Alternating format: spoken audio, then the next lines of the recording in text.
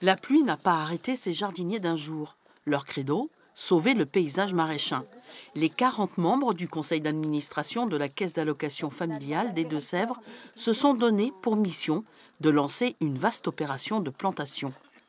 Entreprise de droit privé, la CAF s'est engagée depuis 2 ans dans ce mécénat. C'est notre moyen de défendre la planète. Nous sommes sur le vivre ensemble dans nos politiques d'action sociale et c'est vraiment une question de vivre ensemble.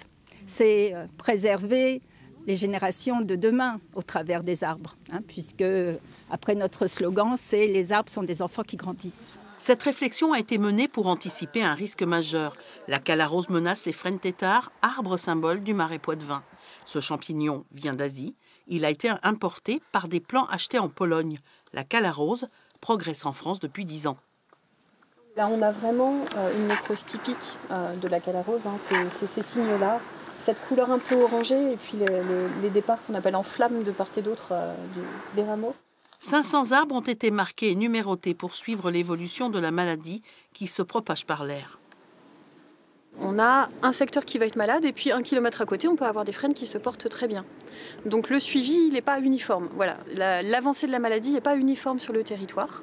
On essaie de comprendre tout ça, les facteurs qui font qu'à certains endroits, ça avance plus vite qu'à d'autres.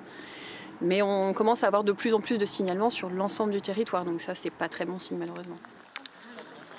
Là, c'est des érables. Oui. Un peu plus loin, on a dû planter du saule.